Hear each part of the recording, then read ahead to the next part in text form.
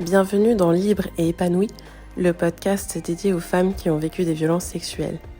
Dans cet épisode, je vais te parler de la guérison et en quoi ce n'est pas synonyme de perfection. J'ai envie d'aborder ce sujet parce que j'ai mis plusieurs années avant de me rendre compte qu'inconsciemment, je m'étais dit que le jour où je serais guérie, je serais en fait libérée de toutes mes souffrances, de toutes mes peurs. Que j'aurais aucune croyance limitante, que j'aurais plus d'émotions qui me mettent mal à l'aise, et comme s'il y avait quelque chose à atteindre qui rendrait la vie un peu plus magique. Et après un traumatisme, ce qui se passe souvent, c'est qu'on finit par associer tout notre mal-être à l'expérience la plus souffrante qu'on a vécue, comme un inceste par exemple. Comme ce genre de choses se passe généralement quand on est jeune, c'est un moment où on ne perçoit pas encore la vie de la même manière que quand on est adulte. On n'a pas forcément conscience de ce qui se passe en nous, des peurs qu'on peut avoir.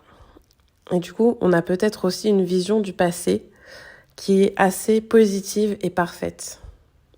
Comme si, au moment où survient le traumatisme, il y a une cassure et qu'avant, tout était apparemment normal à sa place. Et il y a une idéalisation de cet avant qu'on finit par voir comme un paradis perdu. Cette idéalisation nous piège parce qu'on pense qu'il y aura un jour où il se passera quelque chose d'extraordinaire, où d'un seul coup, on comprendra quelque chose, où on aura une conversation qui débouchera sur une prise de conscience qui changera totalement notre vie, la façon dont on perçoit notre passé. Et on attend ce moment comme une validation du fait qu'on est bien guéri. À chaque fois qu'on a une prise de conscience, effectivement, on libère des choses. Mais souvent, on fait l'erreur de penser qu'on a enfin libéré ce qui nous empêchait de nous sentir guéris. Les prises de conscience sont des choses assez positives et ça va nous donner tout de suite une impression de soulagement. Ce qui nous pèse va se soulever, on se sent plus léger et on a l'impression d'être à nouveau libre. Mais souvent, cette sensation ne va pas durer dans le temps parce qu'en fait, on a libéré quelque chose à ce moment-là avec cette prise de conscience, mais ça ne veut pas dire qu'on a tout libéré. Et le problème, en tout cas pour moi, c'est que quand mes difficultés revenaient, je le voyais comme un signe de mon échec et je m'en voulais d'avoir cru que j'avais enfin eu cette prise de conscience que j'attendais, d'avoir cru que j'étais arrivée au bout de mon chemin. Et je faisais toujours un amalgame entre ce que j'étais en train de vivre et ce que j'avais vécu par mon passé. Je faisais un lien. Par exemple, pour la culpabilité, c'est quelque chose que j'ai beaucoup travaillé pendant très longtemps. Et j'ai effectivement eu différentes prises de conscience qui m'ont aidé à changer la manière dont je perçois mon passé et à me soulager réellement de la culpabilité que je ressentais par rapport à l'inceste en tout cas. Et justement, parfois dans ma vie, il y a d'autres situations qui vont créer de la culpabilité en moi.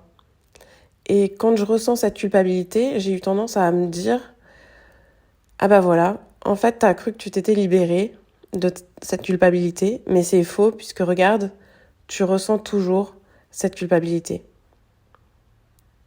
Donc l'erreur que je faisais et qu'on fait dans ces cas-là, c'est de penser qu'en se libérant de la culpabilité du passé, ça veut dire qu'on se libère de la culpabilité de manière générale et que on espère quelque part ne plus revivre ce sentiment. Et cette manière de penser naît du fait d'associer tout ce qui est négatif dans notre vie, tout ce qui est difficile, avec le traumatisme qu'on a vécu ou l'inceste qu'on a vécu. Et moi, j'ai mis pas mal de temps à prendre conscience que même si j'avais pas vécu l'inceste, j'aurais pu être quelqu'un qui ressent de la culpabilité par rapport à d'autres situations. Même si j'avais pas vécu l'inceste, j'aurais pu détester mon corps. Si je n'avais pas connu l'inceste, j'aurais pu avoir des troubles du comportement alimentaire pour d'autres raisons. Si je n'avais pas connu l'inceste, j'aurais pu vivre des angoisses, des rejets de toutes sortes, avoir des peurs. Et donc ces derniers mois, j'ai intégré que mes angoisses, mes peurs, mes difficultés au quotidien ne sont pas forcément en lien avec mon passé. J'ai intégré cette vision en moi et j'ai pu abandonner du coup l'histoire que je continuais de me fabriquer en ramenant tout ce que je traversais au présent à ce que j'avais vécu avec l'inceste.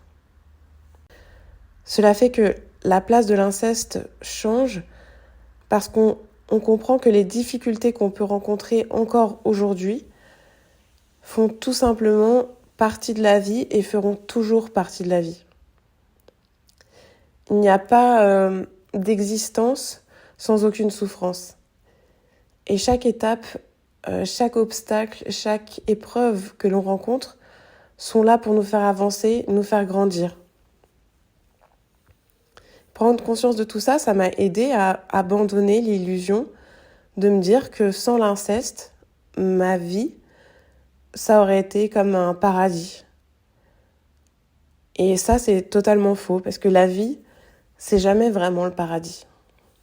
C'est d'ailleurs quelque chose qu'on comprend très tôt dans la vie. On se rend compte rapidement que sur Terre, on est constamment remis en question. On est bousculé dans nos envies, nos pensées ou nos fonctionnements. Et on est en permanence face au fait que les choses ne se passent pas comme on le voudrait, donc mis face à notre impuissance. Et ça, c'est très difficile.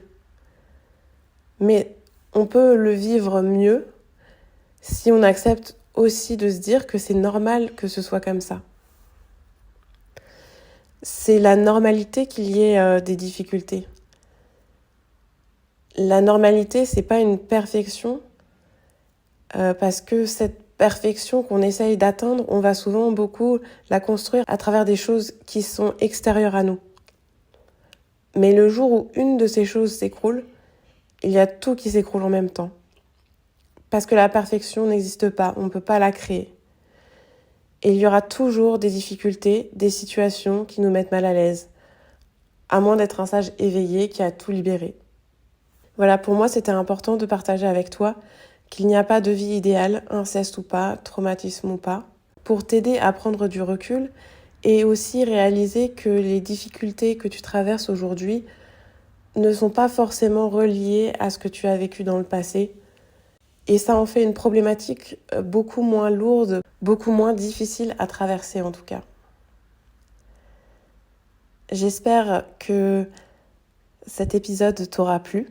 N'hésite pas à venir échanger avec moi si tu en ressens l'envie et je te retrouve bientôt dans un nouvel épisode et d'ici là, je te souhaite toute la douceur du monde en toi et autour de toi.